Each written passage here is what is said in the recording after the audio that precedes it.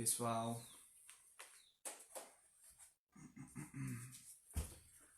vamos lá, mais uma live, ver se vai funcionar bonitinho aqui. Já testamos o som, vamos esperar alguns minutinhos para que o aviso da live chegue às pessoas. Qualquer coisa já compartilhe. Som, testando, som, né? Show! Então compartilhem se puderem essa live para que essa mensagem chegue a mais pessoas, ok? Então vamos lá. Um pouquinho demorado o nosso fundo aqui, mas qualquer coisa a gente faz alguma edição, né? Então, se puderem, compartilhem essa live. Nós vamos falar do terceiro capítulo da primeira epístola de Pedro. Lembrando então, para a gente não ficar muito sem contexto, até a gente conseguir introduzir aqui, nos primeiros anos de vida cristã, vamos dizer assim, houve bastante perseguição, né? Até certos anos ali, houve muita perseguição entre esse povo que se dizia cristão ou seguir esse Cristo, né? Então, eu vejo hoje muitos judeus em vídeos comentarem e dizerem que, né, era literalmente esse povo rebelde que começou a acreditar nessas inverdades. E o que me parece de tal modo engraçado que eu disse, nossa, então as pessoas iam se rebelar para morrer, porque afinal era isso que acontecia. Senão eles eram menosprezados, eram excluídos. Então, teoricamente, o apóstolo Pedro ele vai conseguir, vamos dizer assim, de uma maneira sucinta, tratar com esses detalhes.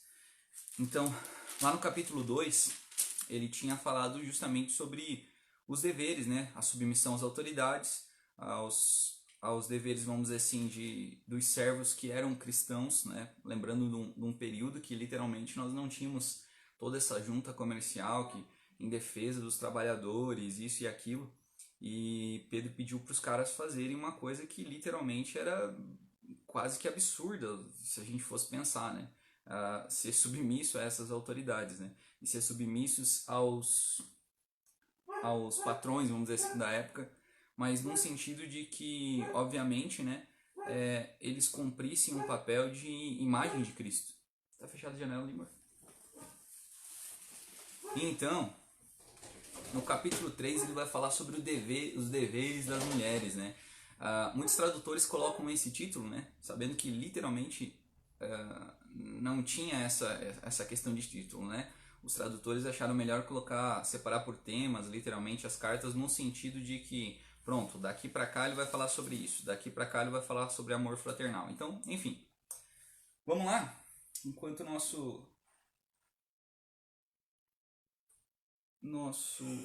nossa musiquinha aqui vai dar um playzinho para não ficar tão monótono, né?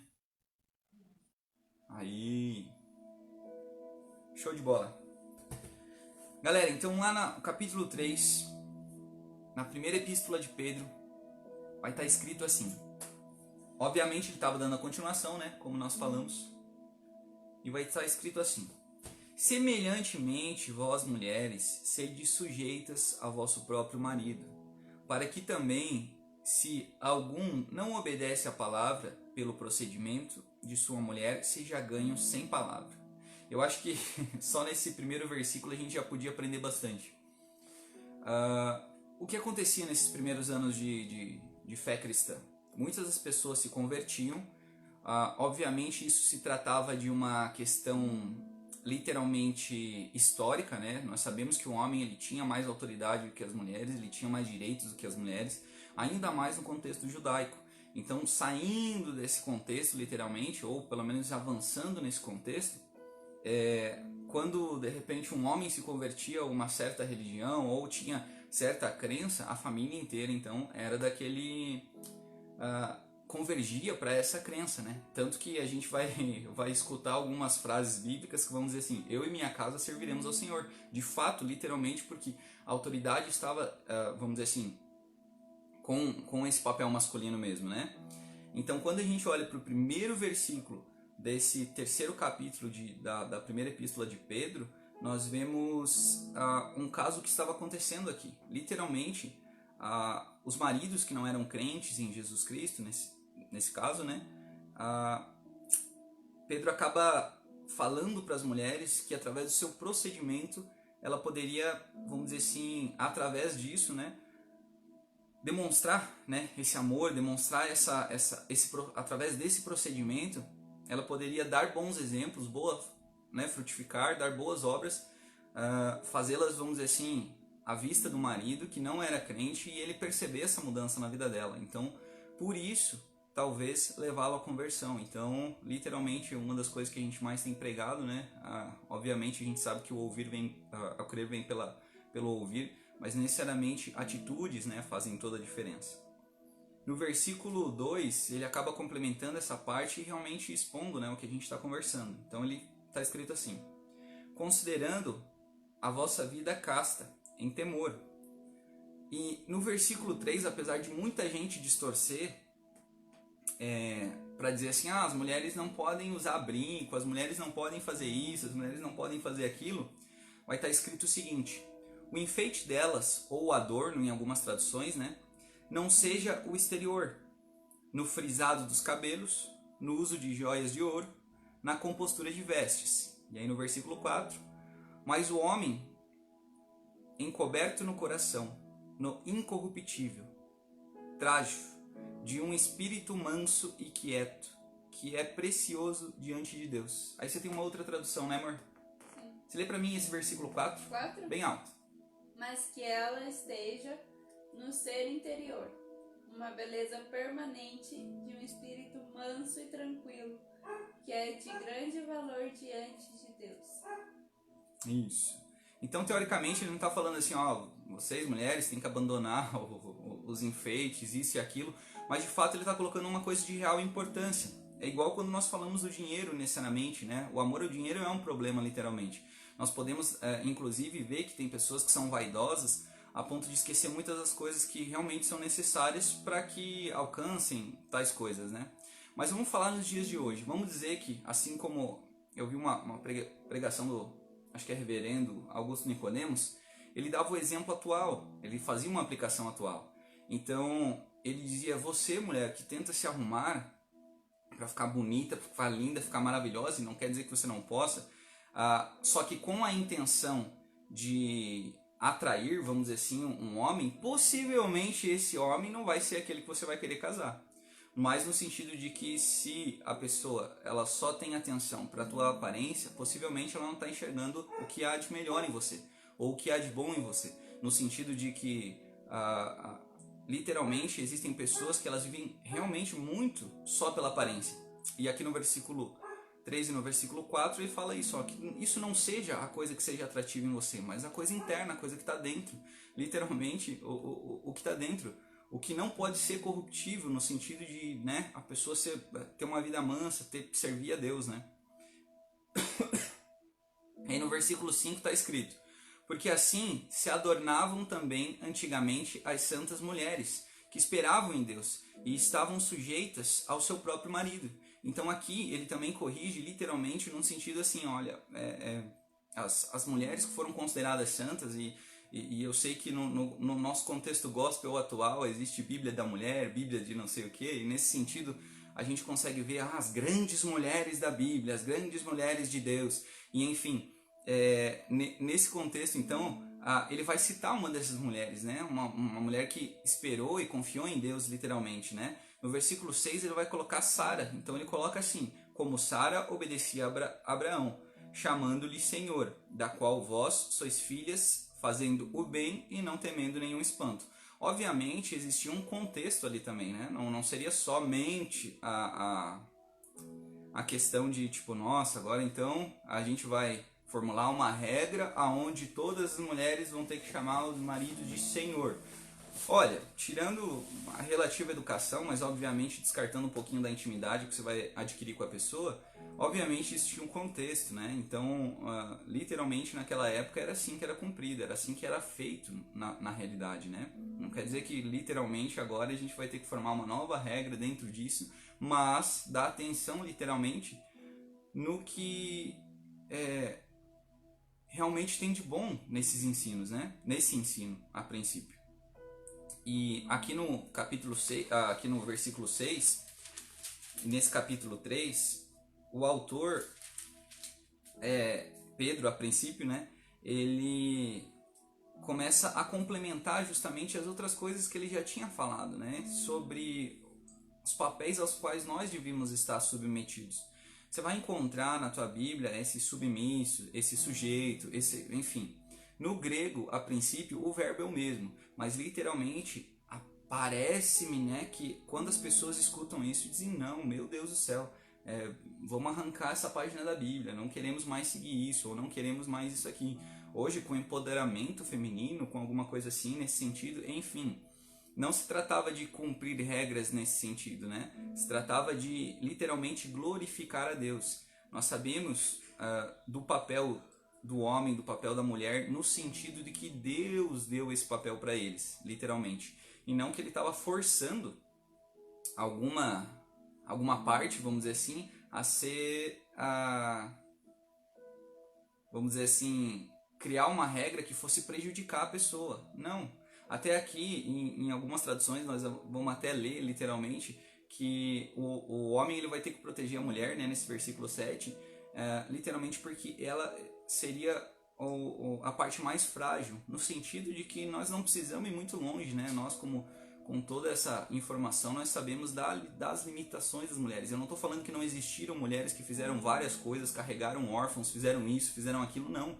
Eu estou falando literalmente de que os maridos devem dar atenção para proteger essas mulheres de perigos que estejam acontecendo, seja no contexto atual ou que possam vir a acontecer. Então, literalmente, e deem uma atenção que, apesar de a gente estar submisso às autoridades, essa submissão da mulher é ao marido, não é a outra pessoa. No sentido, obviamente, que nós sabemos que somos servos uns dos outros, isso nesse sentido, mas, obviamente, precisamos olhar e ouvir com atenção para que a gente não confunda as coisas, né? Senão daqui a pouco eu vou dizer assim, mulher, vai lá e faça isso. Tá aqui, no versículo bíblico, né? Abro o versículo bíblico, leio para ela e digo assim, tá aqui, na Bíblia, você vai ter que obedecer. E infelizmente, pode ser que seja uma das coisas que esteja acontecendo na nossa época.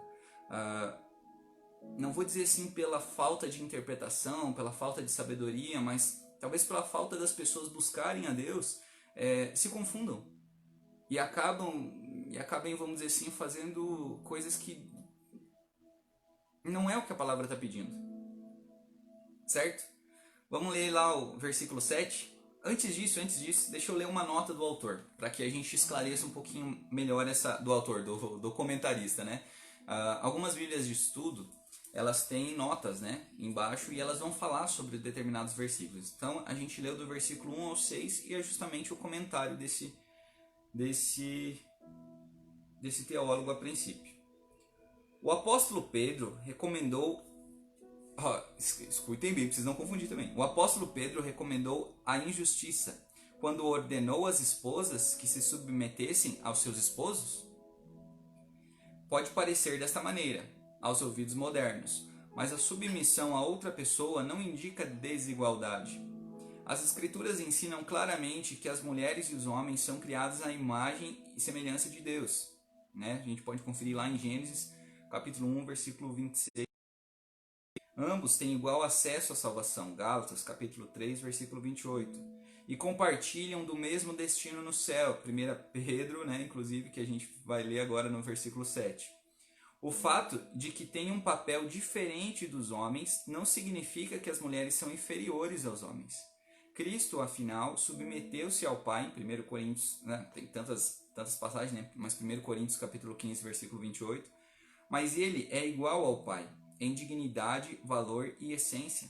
Semelhantemente, a submissão das esposas aos esposos não sugere que elas sejam pessoas de categoria inferior. 7 a gente vai confirmar isso. Então vai estar escrito o seguinte: igualmente vós, maridos, coabitai com ela com entendimento, dando honra à mulher, como vaso mais fraco. Essa tradução eu gosto melhor, porque ela literalmente puxa do grego num sentido da própria palavra, né? E não como elo mais fraco, como isso mais fraco, mas como está escrito em grego mesmo. Como sendo vós os seus coerdeiros da graça da vida, para que não sejam impedidas as vossas orações. Então aqui, meu amigo, tem uma parte literalmente que quebra com as pernas da gurizada aí. Obviamente ele não está falando da mesma situação, ele não está falando dos maridos que as mulheres não tinham, vamos dizer assim, a mesma crença que eles, né? Mas ele vai falar sobre esses maridos que a princípio não dão honra à mulher, inclusive que as suas orações elas ficam impedidas. Elas não chegam a Deus. Obviamente nós sabemos que Deus é todo poderoso, enfim, né? A gente não vai pregar aqui hoje sobre a soberania de Deus, mas literalmente estando abaixo dela, né? Nós queremos reforçar esse versículo aqui justamente para que as pessoas tenham mais atenção, inclusive os maridos, aqueles que se dizem cristãos. Igualmente vós, maridos, coabitai com ela com entendimento, dando honra à mulher, como vaso mais fraco, como sendo vós os seus coerdeiros da graça da vida, para que não sejam impedidas as vossas orações. Ali que a gente estava dando um exemplo, né, vamos dizer assim, desse vaso mais fraco, nós não vamos falar da parte de sensibilidade, literalmente, da pessoa, porque isso pode ser subjetivo, mas nós podemos falar da capacidade física, por exemplo, né? Os trabalhos mais braçais, e está nos livros de história aí, né? A gente não precisa literalmente tentar passar alguma ideia meio falsa aí, que se a gurizada compartilhar, enfim. Então, literalmente, nós sabemos que existe essa diferença. Existe essa diferença hoje provada pela ciência. Então, para os que duvidam mais, é só pesquisar. Então, esses maridos, eles precisam honrar a essas mulheres, ou as esposas no sentido, né? Ou a esposa, né? Que é uma só. E aí, para que as orações deles não sejam impedidas. E isso é uma coisa muito séria, porque parte das vezes nós vemos maridos que literalmente não honram a mulher.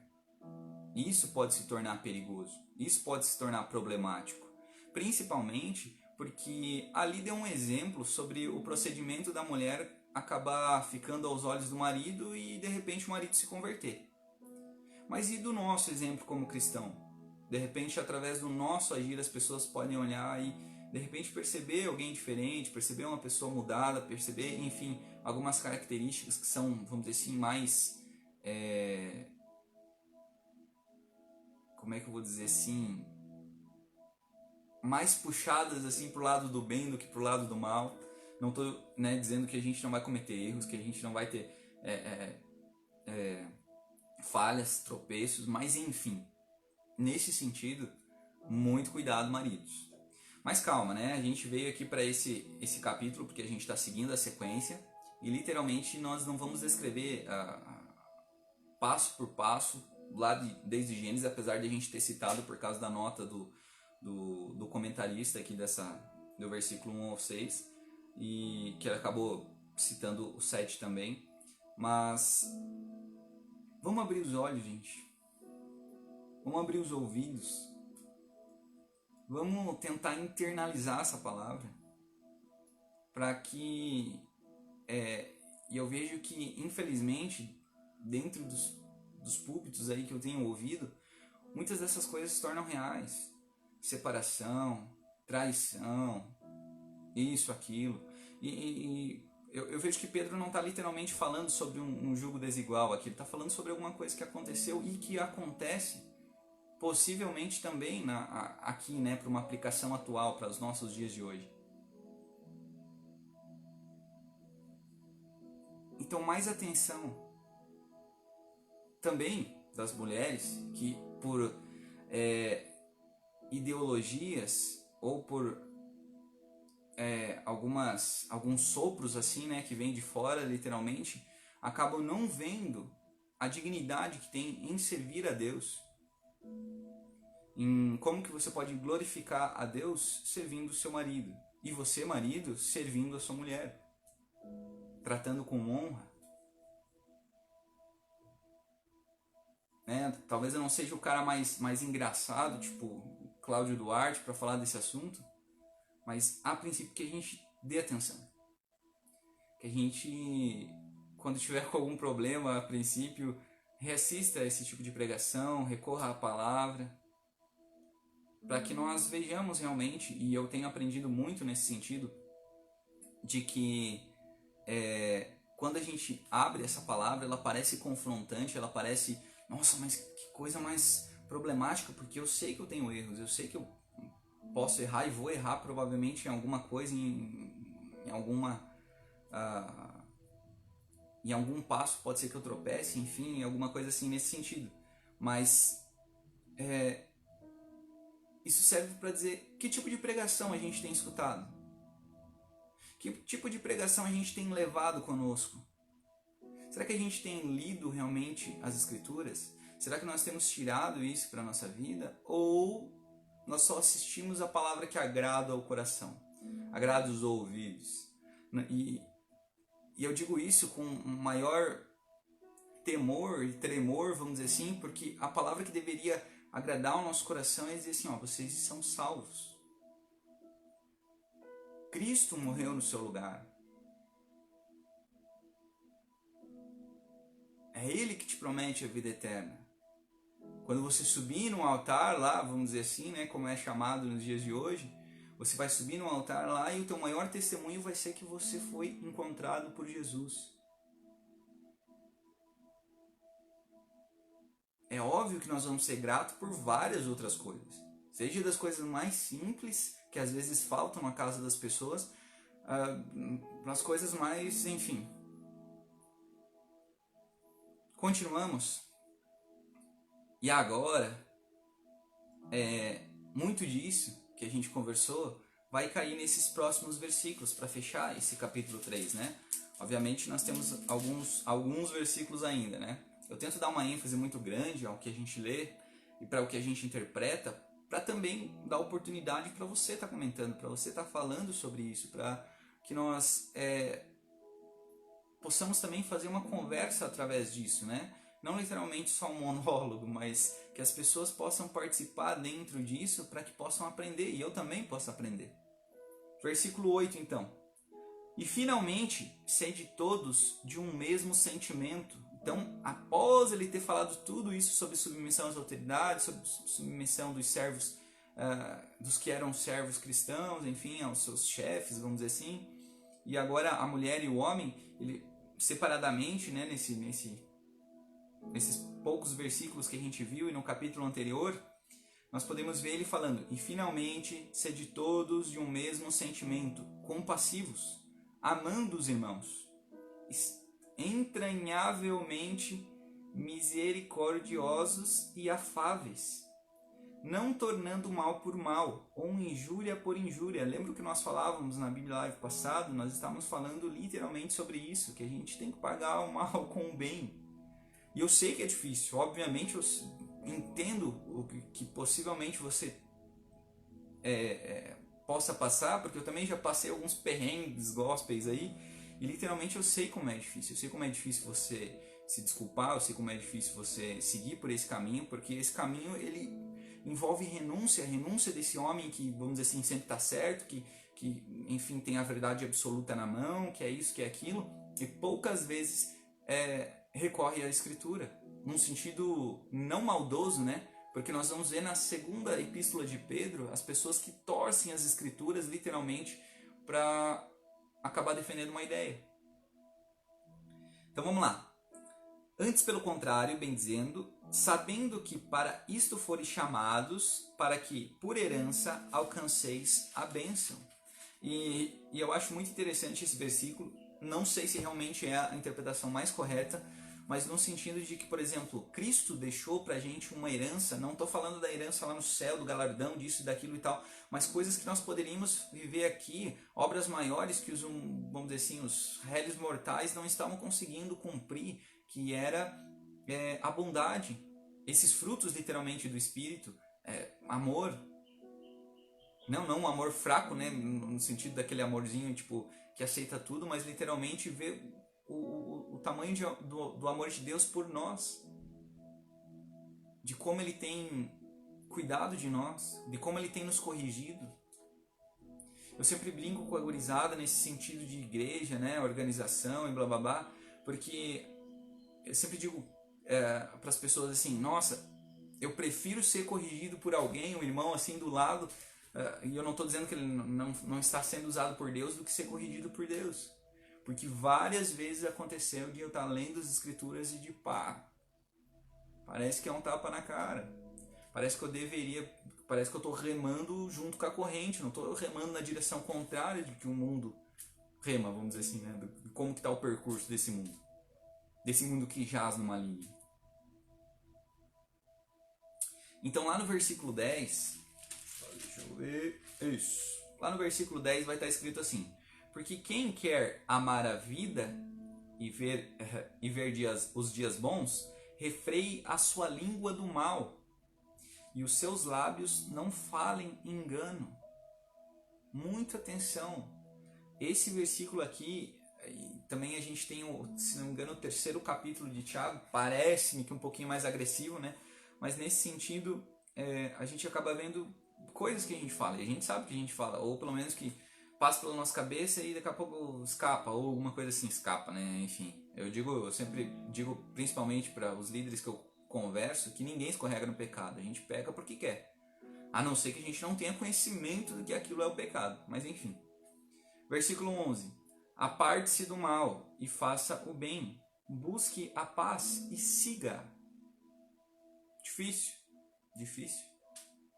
complicado, mas a gente está falando nos nossos dias atuais, vamos dizer assim, em que não vem um cara com um chicote, não vem um cara com uma espada tentando cortar a nossa cabeça. Obviamente nós sabemos, né, a gravidade que tem do falar, né? Aqui até no contexto é o que o apóstolo Pedro está falando.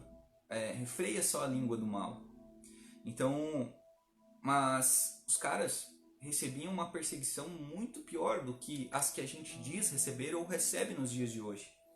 Então, literalmente, dá pra ver hoje nós como um povo meio covardinho, um povo meio problemático nesse sentido, que a gente não recebe uma perseguição do tamanho que os caras recebiam. E por qualquer coisa a gente já está desistindo de Deus. Eu não estou falando da instituição religiosa a qual você frequenta, porque muitas vezes você pode frequentar um lugar que se diz religioso e não ser cristão. E não ter encontrado Jesus. Ou não ter deixado ele te encontrar. Pode ter se escondido dentro de uma capa de religiosidade dizendo ponto. Eu quero Jesus para isso, para aquilo, mas não para outras coisas. Eu não quero renunciar à minha vida de pecado, eu não quero renunciar aos defeitinhos que eu sei que eu tenho, porque esse Deus aí, ele não pune. Eu vejo pessoas lá fora que tem várias coisas, que é isso, que é aquilo, enfim, e você fica tentando achar motivos para dizer que Deus não é bom, para dizer que a nossa vida com Deus não vale a pena. Vamos continuar? Porque os olhos, versículo 12, porque os olhos do Senhor estão sobre os justos e os seus ouvidos atentos às suas orações, mas o rosto do Senhor é contra os que fazem males. Como é que eu vou dizer? Não tem como eu explicar esse versículo aqui pra gente. Eu acho que todo mundo entendeu, não tem porquê eu tentar dar uma explicação maior, porque os olhos do Senhor estão sobre os justos e os seus ouvidos atentos às suas orações, mas o rosto do Senhor é contra os que fazem males. Hoje nós vivemos num contexto ao qual o pessoal agora no tempo passado ali, algumas confusões e tal acabaram acontecendo e literalmente proclamaram um jejum aí. E literalmente estavam tentando, chamar a atenção de Deus, alguma coisa nesse sentido, até porque era um jejum meio público. Eu não sei se isso convém muito com a Bíblia, necessariamente, mas enfim. Mas aqui tá um detalhe e um versículo que vai fazer diferença na nossa vida e na vida também dessas pessoas. Os olhos do Senhor estão sobre os justos e os seus ouvidos atentos às suas orações. Mas o rosto do Senhor é contra os que fazem males. E eu não sei se você lembra de um episódio, se não me engano, os fariseus estavam conversando com Jesus ali e tentando testar, né, Jesus na realidade, né? E estavam falando sobre alimentos, sobre jejum, justamente sobre isso. E eles falaram por que os seus discípulos não jejuam e blá blá blá. E ele vai falar sobre todo um contexto, mas eu quero que vocês fiquem atentos a alguns versículos, se não me engano, no capítulo antes ali, ele vai estar escrito justamente Jesus corrigindo eles, dizendo que aliás, né, um pouquinho antes ali vai falar de vários testes que eles fizeram com Jesus, e inclusive aquele de que os discípulos de Jesus não lavavam as mãos, né? Iam perguntar para Jesus por que eles não lavavam as mãos, e Jesus corrigiu-os dizendo literalmente e hoje de meio-dia eu acabei escutando uma coisa parecida vindo do meu pai, e falava justamente disso, de não é o que entra que contamina, mas é o que sai. O que combina muito com esse capítulo 3, ou pelo menos com essa parte que o apóstolo Pedro, creio que esteja pregando. Cuidado. Cuidado com o que sai. Porém, o que está prometido aqui dentro desse versículo, dentro dessa palavra, é justamente que o rosto do Senhor é contra os que fazem males. E eu não estou me tirando fora disso e dizendo que, né, sou perfeitão nesse sentido, alguma coisa assim. Mas, obviamente, isso nos traz um ensino. Versículo 13. E qual é aquele que vos fará mal, se for de zelosos do bem? E agora ele vai colocar em xeque, vai colocar em prova. Se você não estava gostando do vídeo até aqui, pode sair, porque não vai gostar muito daqui para frente.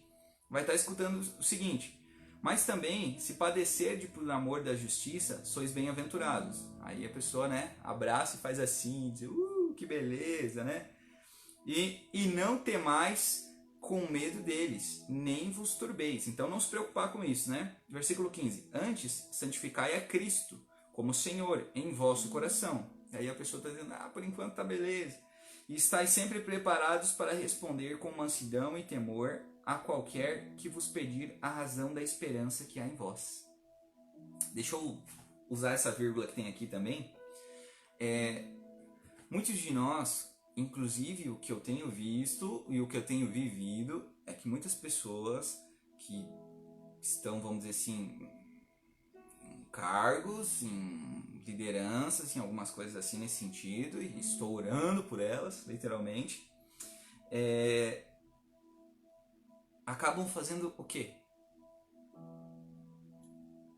E não só colocando essas pessoas, mas é o que eu tenho vivido. Então, estão respondendo com mansidão e temor aqueles que pedem a razão da esperança que há em ti. Não é muito fácil quando a gente se afasta tanto da Bíblia a ponto de utilizá-la somente como convém, né? Mas quando a gente vive isso se torna natural. A pessoa vai dizer, mas você... né? Que hoje em dia a gente vive de rótulos, né? A pessoa diz, você é tal, você é tal. Então se você é tal, você faz esses certos costumes. E eu gostaria muito que alguém olhasse para nós e dissesse, então vocês são cristãos, então vocês perdoam, caminham mais uma milha, dão a outra face. Mas o que nós temos visto hoje é, infelizmente, gente olhando para nós, vamos dizer assim, para cristãos, e dizendo, não, poxa, mas vocês são contrário do que a própria palavra que vocês pregam tá descrevendo na Bíblia. E aí, continuando no versículo 16, tendo uma boa consciência, para que naquilo em que falam mal de vós, como de malfeitores, fiquem confundidos os que blasfemam do vosso bom procedimento em Cristo. Então é necessário que nós tenhamos um bom procedimento em Cristo para aquilo que falam lá de fora seja justamente derrotado pela verdade. Nada está encoberto que não venha se revelar. Então aquilo que falarem de fora, que for mentira, for alguma coisa, uma acusação, enfim, né? Não vou citar o capítulo 8 de Romanos aqui, né? Quem levantará acusação contra vós, se é Cristo que vos justifica, mas eu coloco uma vírgula bem grande aqui, literalmente num sentido de que a gente tem que repensar, ou um parênteses, né? Vamos dizer assim, para eu não adicionar nada à palavra, nenhuma vírgula ou tio, enfim, como no mundo gospel hoje a gente tem vários ataques aí, né? Mas num sentido de que nós temos que ter um bom procedimento. E é isso que a Escritura está apontando. 17. Porque melhor é que padeçais fazendo o bem, se a vontade de Deus assim o quer, do que fazendo o mal. Ou no caso, né, literalmente pela tradução ali, se a vontade de Deus permitir, né? Porque lembrando que nós também somos provados.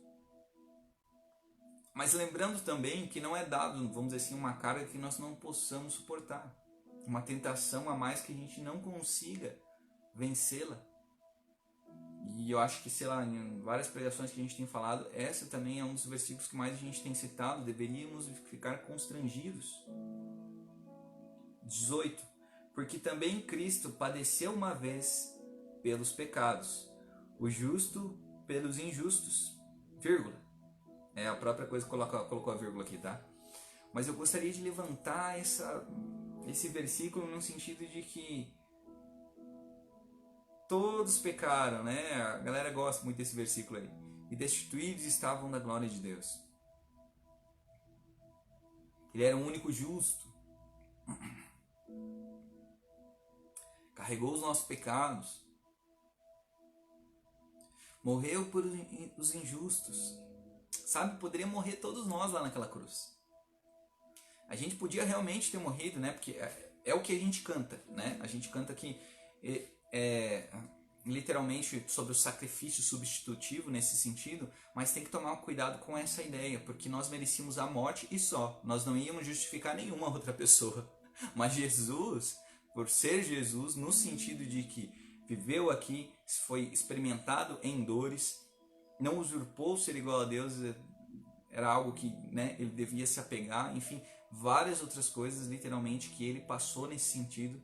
E quando a gente conversar sobre Hebreus, nós vamos também falar sobre isso, sobre o sacerdócio de Jesus, no sentido do sacerdócio eterno, do qual os próprios sacerdotes deveriam cumprir, né? Ou no caso o sumo sacerdote, que era aquele que fazia o sacrifício pelo povo, mas também tinha que fazer um sacrifício por ele, porque ele também pecava, ele também estava rodeado de fraquezas, enfim. Mas nesse sentido, vamos ler com atenção aqui, versículo 18.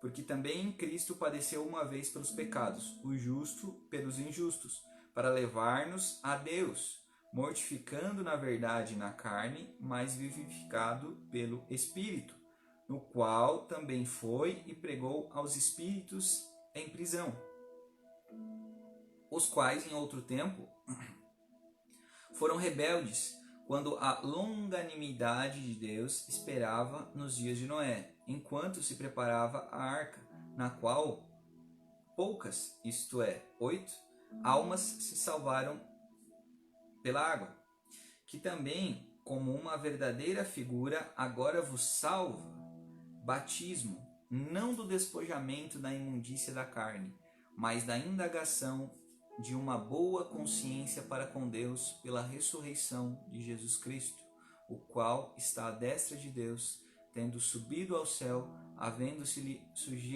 sujeitado os anjos e as autoridades e as potências, ou potestades, né? A gente depende muito da tradução que a gente está lendo, né?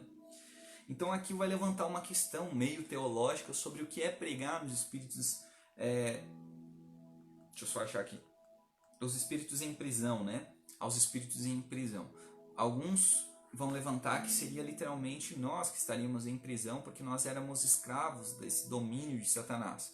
Outras pessoas, como aqui literalmente vai citar a parte de Noé, teriam aquelas outras pessoas que teriam morrido, para onde que elas foram, literalmente, vão levantar outra questão sobre que literalmente, e por traduções, seja da palavra Hades, seja da palavra Tártaro, literalmente, eles vão colocar o Seol, que separava as pessoas nesse sentido. Nós vamos ver a história do rico e do Lázaro, né? Colocadas nesse sentido, dizendo que havia uma separação entre as pessoas que morreram justificadas, vamos dizer assim, pelas suas obras, aparentemente, e as outras que, como as suas obras eram más, inclusive o apóstolo João vai citar no capítulo 1, se eu não me engano, né? Que inclusive Jesus tinha vindo para os seus e os seus não receberam, mas enfim. Então, nesse sentido, nós vamos levantar algumas suposições, algumas ideias sobre o que é esses espíritos em prisão. Mas hoje especialmente, até depois eu posso passar para vocês, é só mandar mensagem, sem problema nenhum. Mas hoje a gente vai ficar atento ao que Cristo conseguiu com isso. Porque às vezes a gente fica preso num versículo e obviamente você tem que estudar, tem que pesquisar, tem que ir atrás. Mas aqui ele vai estar falando literalmente do que Deus fez por nós, do que Jesus fez por nós. Então, falando lá daquelas pessoas do tempo de Noé, das 8 que se salvaram, ele coloca no versículo 21, que também, como uma verdadeira figura, agora vos salva. Batismo. Não do despojamento da imundícia da carne, mas da indagação de uma boa consciência para com Deus, pela ressurreição de Jesus Cristo, o qual está à destra de Deus, tendo subido ao céu, havendo-se sujeitado aos anjos e às autoridades e às potestades. Eu ia fazer isso, mas eu não vou, para que a gente não se prolongue muito. Mas nós temos que ter uma atenção realmente com a palavra e com o que ela está tentando nos dizer, com tudo que Jesus conquistou, com tudo que Jesus fez. Nosso maior testemunho não pode ser coisas supérfluas. Tem que ser o principal. Que é o quê? Quem que deve estar no centro da nossa vida? Quem que deveria estar no controle da nossa vida, que é que nós não deixamos, né? Jesus Cristo. Então, com esse capítulo, nós aprendemos muito sobre algumas coisas, inclusive preconceitos, né? Sobre essa questão de submissão.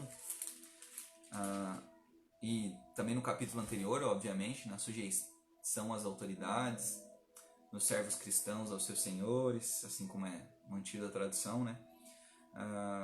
Capítulo 3, das mulheres para os maridos, mas também dos maridos para as mulheres. E vamos dizer assim, um amor fraternal, se é que eu posso chamar assim, que a gente deve ter pelos outros, pelas outras pessoas. Aqui vai colocar pelos irmãos, mas a princípio nós sabemos que não é necessariamente somente com alguém que diz assim, sim, eu sigo a Cristo, mas nós temos que ser luzeiros para que levemos isso às outras pessoas. Não vai ser fácil, não é fácil, mas que, se possível, nós reflitamos, estejamos firmados na palavra, realmente firmados na palavra. Que se surgir alguma diferença entre nós, que talvez nós achemos igual Paulo acha, interessante isso no sentido de que se levantarão os verdadeiros e eles não estarão, vamos dizer assim, com as regras religiosas que nós colocamos, eles estão literalmente com a Bíblia, com a palavra, com a água que nos lava, para que nós possamos permanecer limpos de toda essa nossa impiedade. Vemos tantos versículos sobre o perdão, sobre 70 vezes 7, perdoar o irmão, isso e aquilo. E será que é isso que a gente tem feito? Eu sei que as pregações de um tempo pra cá, mas eu acho que todas elas, pelo que eu vi, elas não têm um cunho muito, né? Dá um abracinho aqui e fica assim, alguma coisa assim nesse sentido. Elas são aparentemente confrontantes com a nossa vida, com o que nós estamos vivendo. E eu garanto para você que você vai ter possivelmente uma alegria de estar servindo a Deus mesmo sendo perseguido, mesmo fazendo isso, fazendo aquilo, obviamente dentro do que a palavra estipula, e dando, né, inclusive um bom exemplo através do bom procedimento, igual nós lemos no capítulo hoje. E que isso acabe se tornando, vamos dizer assim, realmente parte da nossa vida, mas no sentido de que complete-a realmente. Que se eu tirar essa parte da minha vida, só me sobra tranqueira. Se eu tirar Jesus da minha vida, se ele não estiver nessa equação, de nada vai me servir. Toda essa exterioridade religiosa, pessoas que defendem bandeiras, mas menos a de Jesus Cristo. Hoje nós vivemos um momento bem delicado político. E eu gostaria de dar um recado ao nosso presidente da nação, que foi escolhido democraticamente, né? Nós sabemos que o papel de sumo sacerdote no passado, e não é o papel dele, obviamente, e ele não é um rei, fique bem claro, podia ser até comprado, né? E, enfim, esse papel antes era passado de pai a filho, depois foi por uma votação, enfim, ok. Mas essa pessoa, ela tem uma figura política relativamente, uma pessoa que, no sentido de que era responsável por outras pessoas, né? Assim como tirava, vamos dizer assim, no sacrifício o seu próprio pecado e depois o pecado do povo em súplicas, em sacrifício, literalmente tem um papel significativo dentro da nação. Mas no contexto de hoje, eu gostaria de dar um recado para ele, literalmente é que nós estamos orando para que a vontade de Deus aconteça, primeiramente. E depois, para que nós não sejamos cristãos somente de fala. Para que nós não venhamos segurar a bandeirinha de Jesus aqui só porque isso me traz um benefício. Só porque isso vai me trazer certa parte da população. Mas para que, se verdadeiramente nós nos convertermos, né, confessarmos com a boca, igual diz o apóstolo Paulo, mas cremos com o coração que é para a justiça, muita coisa pode mudar.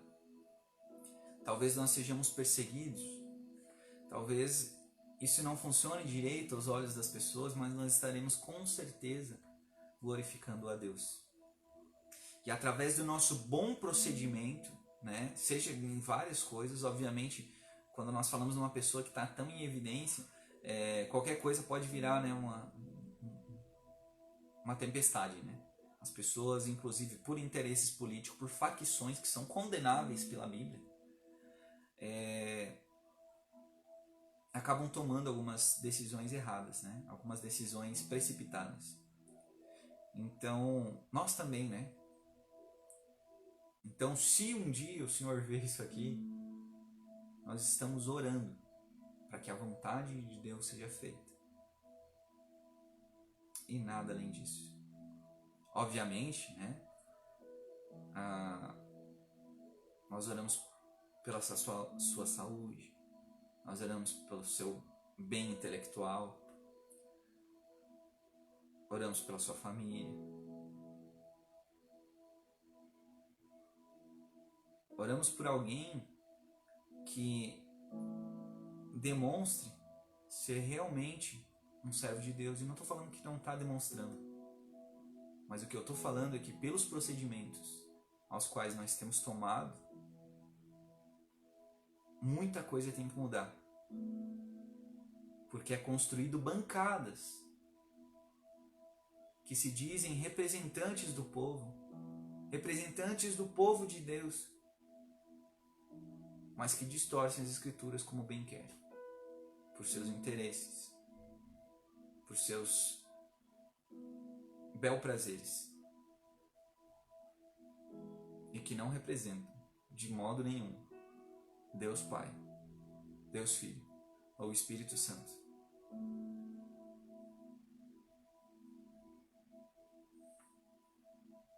Amém? Reflitamos, todos nós. Colocamos um espelho aqui, né? Olhamos para esse rosto ao qual nós às vezes maquiamos tanto, passamos um gelzinho no cabelo.